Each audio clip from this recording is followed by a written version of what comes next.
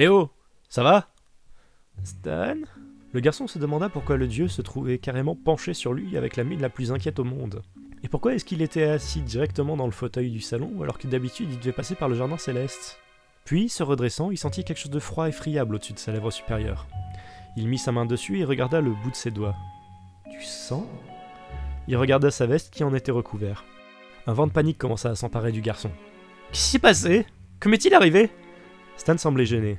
Eh bien... Il s'assit sur son fauteuil. Tu veux que je commence par où?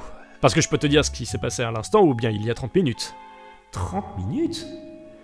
Léo se leva sous le regard surpris de l'entité et tenta de trouver un endroit d'où il pouvait voir son reflet.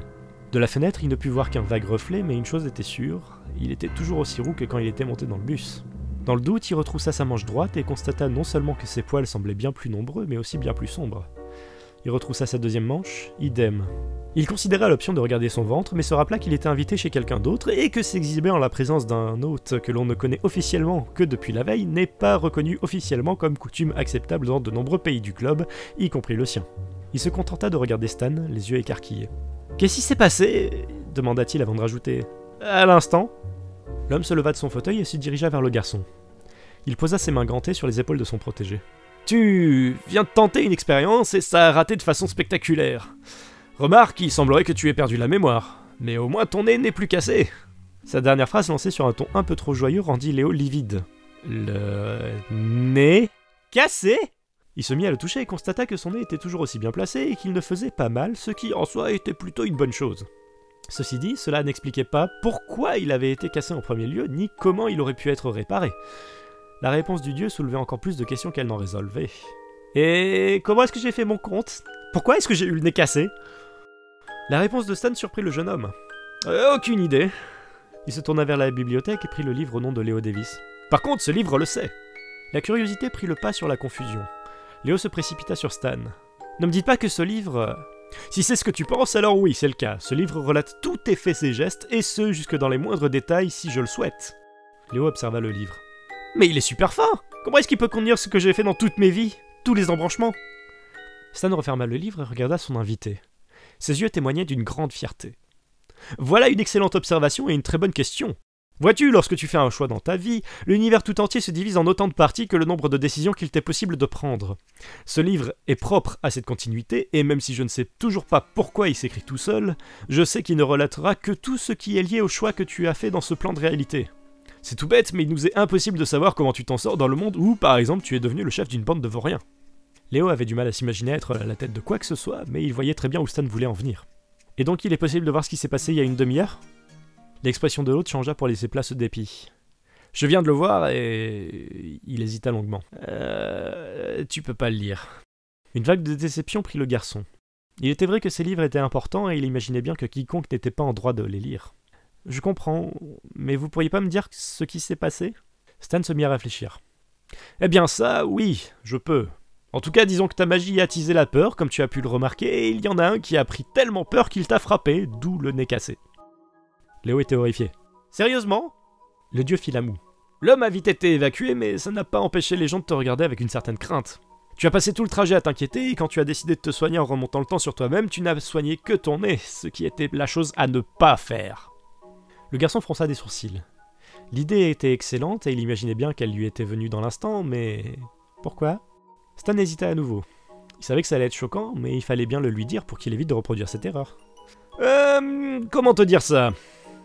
Il se frotta le menton de sa main gantée. Imagine que toutes les cellules de ton corps résonnent entre elles à une fréquence très particulière. Qu'elles chantent une chanson que ton cerveau leur dicte de chanter. Léo sourit. Il venait d'imaginer une chorale de cellules en train de chanter dans une église cérébrale avec une petite partition devant leurs petits yeux cellulaires et... Stan toussa, faisant sursauter le garçon. Bref, imagine que ton corps tout entier chante la même chanson et que, sans prévenir, un groupe décide de chanter un verset chanté plusieurs minutes plus tôt. Léo tenta d'imaginer la scène. Il hocha vaguement la tête. Oui... Bref, la chorale commença à engueuler ce petit groupe et ça tourne à la bagarre de taverne. Le dieu marqua une pause, fronçant les sourcils. Il venait lui-même de se perdre dans son explication. J'aurais peut-être mieux fait de commencer avec l'allégorie de la taverne, marmonna-t-il. Ça va, je pense avoir compris, déclara le garçon pour tenter de faire avancer les choses. Oui, enfin, bon. Du coup, ton corps tout entier s'est mis à dysfonctionner et à... Je vais pas raconter la suite parce que ça devient un peu trop graphique, mais tu as paniqué et tu es arrivé ici. Je t'ai sommé de remonter le temps intégralement sur toi-même et ça a visiblement bien marché. Même si ton cerveau a rajeuni dans le processus et donc tes souvenirs n'ont pas été techniquement créés. Léo regardait le dieu d'un air inquiet. J'ai vraiment fait n'importe quoi, hein. Stan lui adressa un sourire réconfortant. Bon, non, on va dire que c'était un accident, et puis bon, il faut bien que tu apprennes quitte à faire des erreurs, non? Pas faux.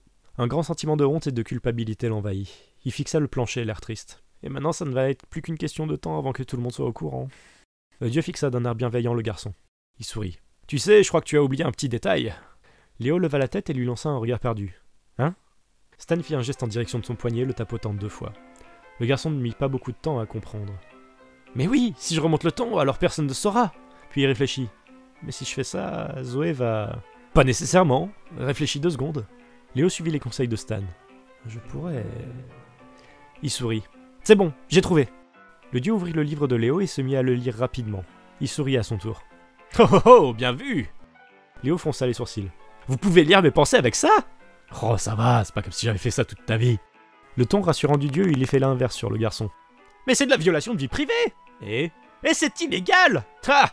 Peut-être dans ton monde, mais n'oublie pas ce que je suis! Un dieu? Exactement! Stan s'étira et fit craquer ses doigts. Léo croisa les doigts, puis dit d'un air boudeur. Vous êtes quand même gonflé. Ouais, mais je fais ce que je veux. Le sourire du dieu s'élargit. En tout cas, c'est bien que tu oses me défier comme ça. J'aime bien. Le garçon grogna, puis il repensa à la mission qu'il allait devoir accomplir. Il se leva. Enfin, je vais m'occuper de sauver Zoé et je vais aller vivre ma vie tranquillou. Stan suivit Léo du regard, souriant d'un de ses sourires à la fois satisfait et malicieux. Bonne idée. Son sourire s'élargit lorsque le garçon ouvrit la porte vers l'extérieur. Et ce serait encore meilleur si tu ne te trimballais pas vers elle avec une chemise couverte de sang. Léo jeta un regard vers son torse. Oh. Puis il leva la tête vers le dieu, l'air fortement embarrassé. Vous, n'auriez pas des vêtements de rechange? Tu peux pas remonter le temps spécifiquement sur tes vêtements? Je sais que tu n'y as pas pensé tout à l'heure, mais il me semble que c'est faisable sur les vêtements que tu portes. Juste sur ça? Le dieu haussa les épaules. Si les règles de cet univers sont comme je le crois, ouais. T'aurais pas l'air fin si tu te mettais à brûler et que tu te retrouves indemne en remontant le temps, mais à poil. Léo fronça les sourcils. Well, that's convenient, pensa-t-il ironiquement. Cette règle était totalement stupide, mais il pouvait être bien heureux de ne pas avoir à exhiber son corps de non-athlète si les circonstances le demandaient. Il ferma les yeux, puis tenta de visualiser uniquement ses vêtements. Stan vit les taches de sang se résorber à une vitesse plus que satisfaisante. Ça aurait été dommage de sortir avec une veste dans un tel état. Puis une hésitation le prit. Ça ne te dirait pas de rester encore 2 petites minutes avant d'y retourner? Léo observa d'un air satisfait sa veste, puis son regard se tourna vers le dieu. Il semblait mal à l'aise, et cette fois-ci il savait bien pourquoi. C'est par rapport à mes cheveux, c'est ça? Donc tu es au courant. Le dieu fut parcouru d'un tic nerveux. En même temps, c'est assez évident. Oui, d'ailleurs, j'imagine que tu as oublié ton bonnet à la maison. Le garçon soupira. Yep. Toujours aussi tête en l'air à ce que je vois, remarqua le dieu.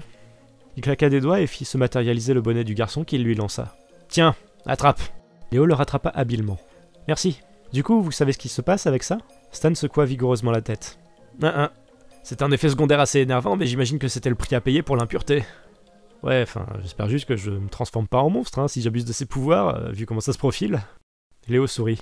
Le dieu se mit à rire aux éclats. Ouais, ça serait vraiment con, hein. Puis il reprit immédiatement un air sérieux. Dans tous les cas, tu comprendras si je te dis qu'il vaudrait mieux que tu t'en serves au minimum. Au vu de ce qui s'est passé, ouais, c'est naze, mais je comprends. Il y eut un petit silence. Du coup, pour ce qui est de rendre le monde meilleur avec mes pouvoirs, bah, tu peux toujours faire sans. La réponse du dieu était tellement directe qu'elle choqua le garçon. Bon, après, je te demande pas d'en faire des caisses non plus, hein, t'es qu'un simple homme après tout. Mais si tu peux aider les gens qui te sont proches, ce sera déjà une bonne chose. Je t'en voudrais pas. Cela rassura considérablement Léo. Pas de soucis, je ferai une petite bonne action de temps à autre alors. Peut-être même avec un petit coup de magie ici et là, avec modération et discrétion, bien évidemment. Ajouta-t-il en voyant le regard inquiet de Stan. Le dieu jeta un coup d'œil rapide aux cheveux de Léo. Le garçon regarda furtivement dans le reflet de la fenêtre. Bon, eh ben, je pense que je suis prêt pour y aller. Le dieu hocha de la tête. Yep. De toute façon, si jamais tu veux me parler plus tard, tu sais où me trouver. Léo sourit et enfila son bonnet. Pas de soucis.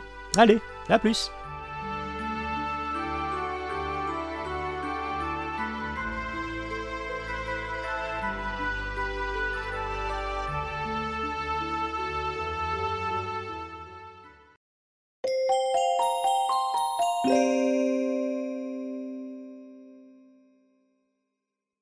Léo fronça les sourcils, puis revint plusieurs pages en arrière. Oh. Les pages que Stan avait voulu lui cacher n'étaient pas là. Ça aurait pu être l'occasion de les lire. Et puis quoi encore? Léo sursauta. Devant lui, il vit se matérialiser une étrange peluche d'une créature qui lui semblait familière. Une voix féminine et masculine résonna dans la tête du garçon. Roi pourpre, oui. Non, je passais juste pour t'expliquer que ces pages-là te resteront inaccessibles. Mais pourquoi demanda mentalement le garçon qui n'était plus à une bizarrerie près. Parce que Stan ne voulait pas que tu les lises, et je ne vois pas pourquoi tu pourrais le faire maintenant, espèce de petit curieux. Le garçon se sentit pris sur le fait. Pas faux. La peluche semblait désormais sourire, alors qu'étrangement, pas une seule de ses coutures ne bougeait. Bien. Dans tous les cas, je te conseillerais d'activer, parce que tu prends bien du temps pour arriver à la partie la plus intéressante. Et au fil à mou. Pas de ma faute s'il y a beaucoup de texte.